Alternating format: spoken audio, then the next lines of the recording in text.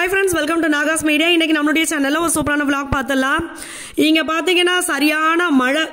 நல்லா இருக்கு, climate அவ்வளோ சூப்பரா இருக்கு.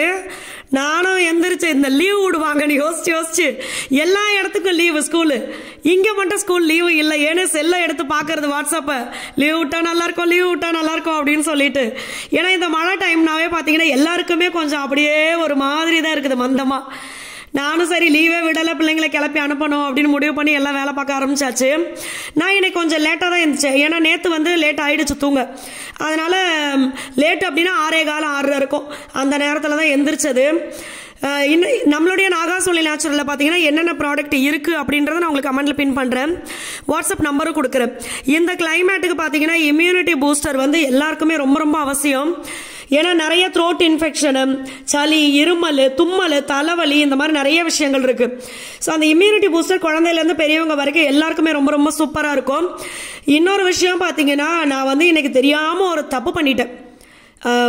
அது சொல்கிறேன் பாருங்களேன். அதனால தொண்டையே கொஞ்ச நேரத்துக்கு வேற மாதிரி ஆயிடுச்சு. அந்த மிஸ்டேக் யாருமே பண்ணிடாதீங்க. அது என்ன மிஸ்டேக் அப்படின்னு சொல்லிட்டு வீடியோவில் நான் உங்களுக்கு சொல்லியிருக்கேன் பாருங்க. இது நான் தூங்கிட்டு இருக்கும் போதே இவர் வீடியோ எடுத்துவிட்டு நான் தான் எடுக்க சொன்னேன், அது இதுன்னு ஏகப்பட்டது சொல்லி கலாய்க்கிறாரு. நீ எதுக்கு என்னை எந்திரின்னு சொல்லி என்னை திட்டி கூட இருந்திருக்கலாம்டா, இப்படி தூக்கத்தை கெடுக்கிறதுக்குன்னு திட்டிட்டு இருந்தேன். அதுக்கப்புறம் பார்த்தீங்கன்னா எந்திரிச்சு வந்தாச்சு. இது இன்னொரு மாடி. இது நம்ம இன்னொரு மாடியில் தான் நிக்கிற. ஓகே நம்ம மாடியில் தான் நிக்கிறியா? மழை பயங்கர மழை. அதனால மேல டேங்க் எப்படி இருக்குன்னு பாக்குறதுக்கு போனேன். நான் டேங்க் ஒரு குறிப்பிட்ட டேஸ்க்கு அப்புறம் செக் பண்ணிடுவேன். ஏன்னா உள்ள டஸ்ட் இருந்துச்சுன்னா இறங்கி ஃபுல்லா கிளீன் பண்ணணும் அப்படிங்கிறதுக்காக. இது பாத்தீங்கன்னா டைல்ஸ் ஒட்டின சரியா ஒட்டல அவனுங்க.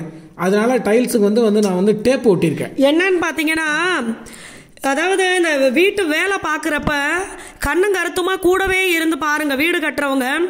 இது பாத்தீங்கன்னா 4வது ரூஃப். இந்த ரூஃப் நாங்கள் திக்காக கேட்டிருந்தோம். ஏன்னா அந்த இன்ச்சு கணக்கெல்லாம் சொல்லுவாங்க பார்த்தீங்களா, அது இன்ச்சு அதிகமாக கேட்டிருந்தோம். எல்லா ரூஃபுக்கும் எப்படி போட்டிங்களோ அதே மாதிரி இதுக்கு போடுங்க அப்படின்னு சொல்லி. அது வேற கதை. அவங்க நம்ம சொன்னதை அவங்க கேட்கவே இல்லை. சைஸ் பார்த்தீங்கன்னா இன்ச்சு கம்மி பண்ணி போட்டு போயிட்டாங்க. அதுக்கப்புறமா பார்த்தீங்கன்னா சில பல வேலைகள் பார்த்தவங்களும் யாருமே சரியாக பார்க்கல. இப்போ அந்த ஒரே ஒரு சின்ன மாடிக்கு ஏகப்பட்ட செலவு எங்களுக்கு இந்த மழைனால. அதனால் ரூஃபில் பார்த்தீங்கன்னா சின்ன லீக்கேஜ் வந்துருச்சு. அந்த லீக்கேஜை சரி பண்ணுறதுக்கு ஒவ்வொரு வேலையாக இதை பண்ணால் சரியாகுமா அதை பண்ணால் சரியாகுமான்னு ஏகப்பட்ட வேலை பார்த்து இப்போ தான் கொஞ்சம் அது சரியாயிருக்குன்னு நம்புகிறேன் நான். ஏன்னா இவ்வளோ காசை போட்டு நம்ம வீடை கட்டிட்டு ஒரு சின்ன இடத்துல லீக்கேஜ் ஆகும்போது மனசு பார்த்தீங்கன்னா அவ்வளோ மனசு சங்கடமாக இருந்துச்சு. சரி என்ன பண்ணுறது, இதையும் நம்ம சமாளித்து தான் ஆகணும். ஒவ்வொரு நாளும் வாழ்க்கையில் ஒரு சேலஞ்சு மாதிரி அப்படின்னு எடுத்துக்கிட்டு போகிறோம். ஆனால் இந்த வேலை பார்க்குறவங்களுக்கெல்லாம் ஒன்று சொல்ல விரும்புகிறேன். உங்களுக்கு வர்ற அந்த காசு எப்படி அது காசோ, கொடுக்குற எங்களுக்கும் அது காசு தான். அதனால் எல்லாருடைய பணத்தையும் மதித்து வேலை பார்க்கணும் அப்படின்னு நான் நினைக்கிறேன். ஒரு சிலர் பார்த்தீங்கன்னா திருப்பி வேலை வைக்கட்டும், திருப்பி நம்ம பண்ணுவோம், 2வது வாட்டி காசை வாங்குவோம் அப்படின்ற மாதிரி தான் ஒரு சிலர் பண்ணுறாங்க. எல்லாரையும் சொல்லலை, ஒரு சிலர் அப்படி பண்ணுறாங்க. பட் அவங்களும் மாறிக்கிட்டால் நம்மள மாதிரி ஆளுங்களுக்கு காசு கொஞ்சம் மிச்சமாகும். வேறு எதுலையாவது இன்வெஸ்ட் பண்ணலாம் அதுக்கு. ஸோ அதுதான் நீங்கள்லாம் வீடு கட்டுறீங்க அப்படின்னா பக்கத்துலேயே நின்று ஒவ்வொரு விஷயத்தையும் நீங்கள் சொல்லி கரெக்டாக பண்ண சொல்லுங்கள். இப்போ பார்த்தீங்கன்னா மகி தோசை சுட இறங்கினாரு. இதுக்கு முன்னாடி என்னை ஏகப்பட்ட ஓட்டுனாரு. அதுக்கு தான் இப்போ ரிவேஞ்சுக்கு நான் எடுத்திருக்கேன். அவர் தான் சமைக்கிறாரு. அதனால் இதுக்கப்புறம் என்னன்னு பாருங்க. மாவுக்கு வலிக்க போகுது, வேகமாகடுறா. ஒரு சொம்பு தண்ணியை ஊற்றிக்கிட்டு அப்படியே மொல்லமாக கிண்டுறாரு. நேரம் ஆச்சுன்னா வேகமாக செய்யணும். இப்படி செவுத்த இவரு தொடச்ச மாதிரி தொடச்சிட்டு கிடக்கூடாது.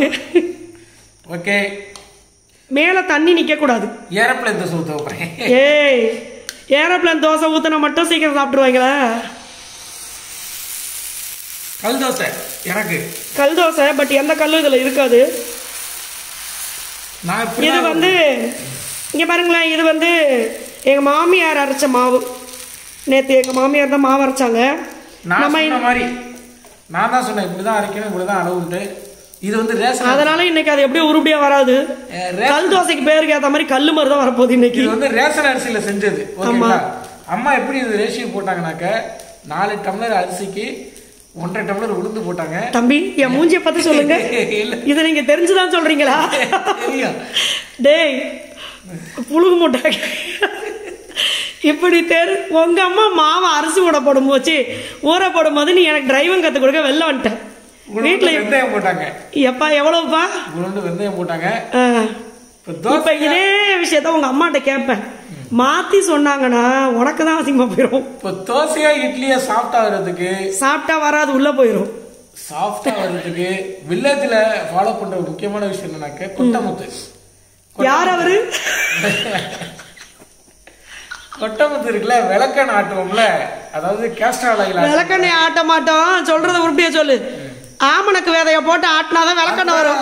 விளக்கெண்ணெய் எதுக்கு ஆட்டணும்? விளக்கெண்ணெய் ஆட்டுற விதை அதான் கொட்டமுத்து. கிராமத்துல ஆமணக்கு விதை நீங்க சொல்றீங்களா, ஆமணக்கு எண்ணெய் வைக்க அப்படியே வச்சுக்கலாம். ரைட், அதுதான். சும்மா இவ்வளவு மாவுக்கு சும்மா நீங்க 2 விதை போட்டா போதும், ரொம்ப போடக்கூடாது. இப்ப போடாதீங்க, ஏற்கனவே குளிருக்கு அங்கங்க இழுத்துட்டு கிடக்கு, இது வேற கூலிங்கு. 2 போட்டாக்க தோசை மாவும் அது இட்லியும் பார்த்து ரொம்ப சாஃப்டா இருக்கும். சரி, அது வந்துட்டு போட்டோம். இப்ப இதுல கொட்டமுத்த போட்டிருக்கீங்களா?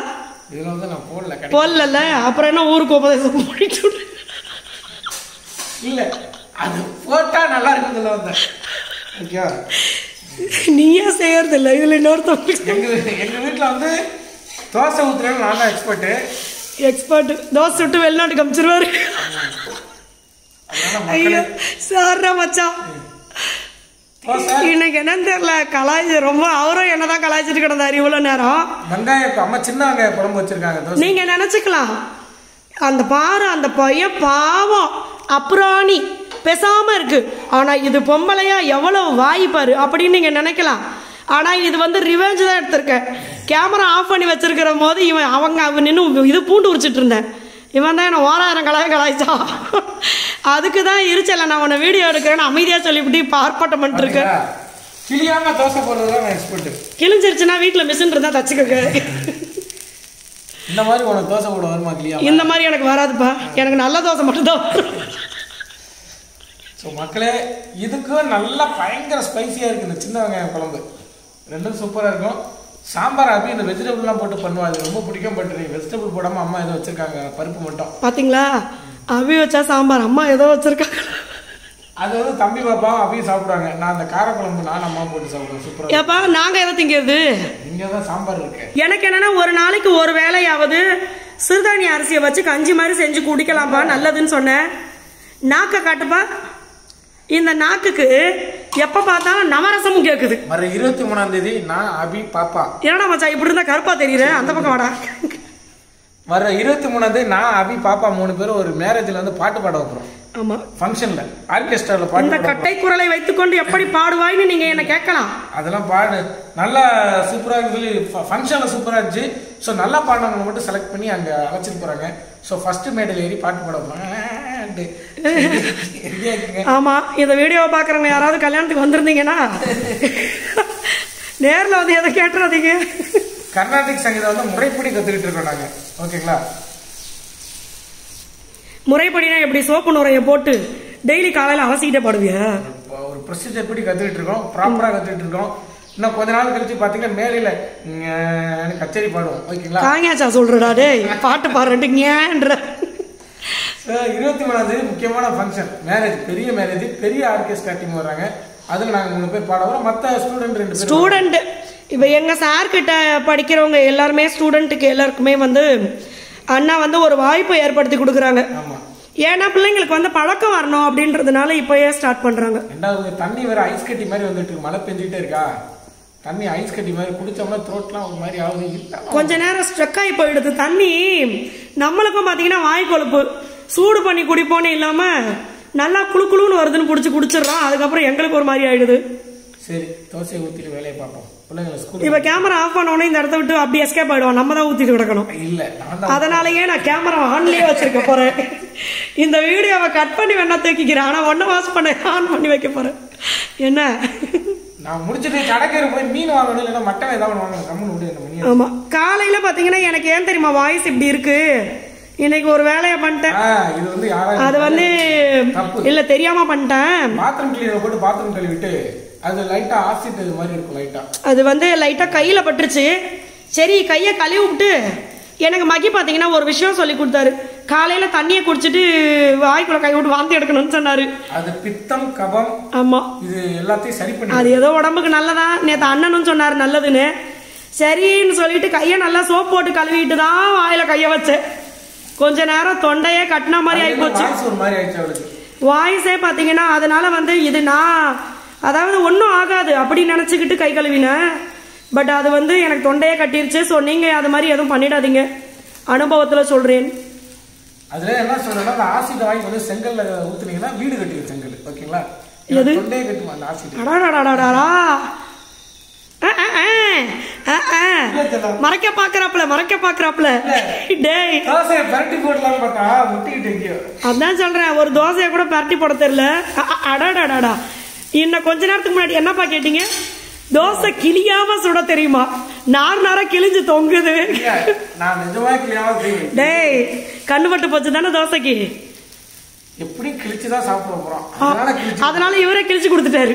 இது வந்து பாப்பா கொடுத்துருவோம். எனக்கு வந்து சும்மா 2-3 முட்டையை போட்டு முட்டை தோசை சிம்பிளா சுட்டுக்கிட்டு. ஒரு தோசையை சொல்லும் போது பந்தாவா சொல்றது, முட்டையை சொல்லும் போது பாவமா சொல்றது. ஏதோ 3 முட்டை கிடைச்ச வரைக்கும் லாபம் அப்படின்ட்டு. ஸோ வீட்டில் வந்து சிறுதானியங்கள் அடிக்கடி உணவில் சேர்த்துக்கோங்க, ரொம்ப நல்லது. ஏன்னா வந்து நம்ம சாப்பிட்ற, அதாவது வீட்டில் சாப்பிட்டா நல்லது, ஹோட்டலில் சாப்பிடாதீங்கன்னு சொல்லிட்டு இருந்தாங்க. ஆனால் இப்போ வீட்டில் சாப்பிட்றது கொண்டு கலப்படம். உங்களுக்கு நான் இன்னைக்கு ஒரு ஷார்ட்ஸ் போடுறேன், அதை பாருங்க. என்னது கலப்படம்? எது இது? வீட்டில் சாப்பிட்றத கலப்படம் அப்படிங்க. அதனால நான் உங்களுக்கு ஒரு வீடியோ போடுறேன் பாருங்க. டெய்லி நம்ம யூஸ் பண்ற ஒரு விஷயம் நம்ம வயிற்றுக்கு ரொம்ப நல்லதுன்னு நினைச்சு, நல்லதுதான், ஆனால் அதை வந்து இப்போ எப்படி கலப்படம் பண்றாங்கன்னு நான் உங்களுக்கு கொஞ்ச நேரத்தில் நான் ஷார்ட்ஸ் போடுறேன். அதனால எல்லா பொருளையும் பார்த்து யூஸ் பண்ணுங்க. இறா தம்பி, காலையில பாத்ரூம் கழுவுனதோட தொண்டையும் கழுவிடலான்னு பார்த்தேன், அது இந்த அளவுக்கு எஃபெக்ட் ஆகி போச்சு. சரி, ஓகே, நம்ம வந்து வேலையில முடிச்சிட்டு பேலன்ஸ் வீடியோ போடுறோம். ஆமா, நான் வந்து இதை வேற தொண்டையை கழுவிட்டு பயப்படுறேன். ஆமா, எனக்கெல்லாம் பாத்தீங்கன்னா ஸ்கூல் லீவ் விட்டா சந்தோஷமா இருக்குமேன்னு யோசிச்சுட்டு இருக்கேன். எல்லாருக்கும் லீவ் விட்டாங்க, எங்க பிள்ளைங்களுக்கு மட்டும் ஸ்கூல்ல வச்சுட்டாங்க. அதனால காயின் தோசை மாதிரி ஊற்றி நான் வந்து சாம்பாரை ஊற்றி கொடுக்க போகிறேன் பிள்ளைங்களுக்கு, சாப்பிடட்டும். என்ன மச்சான்? ஓகே, அடுத்த வீடியோவில் பார்க்கலாம். நான் உங்களுக்கு இந்த வீடியோ போட்டு ஒரு ஈவினிங் சமயத்தில் நான் உங்களுக்கு காட்டுறேன், டெய்லி யூஸ் பண்ணுற விஷயம், ஆனால் அதை என்ன பண்ணி வச்சுருக்காங்கன்னு காட்டுறேன். எல்லா ஃப்ரெண்ட்ஸுக்குமே ரொம்ப ரொம்ப நன்றி. பாய்.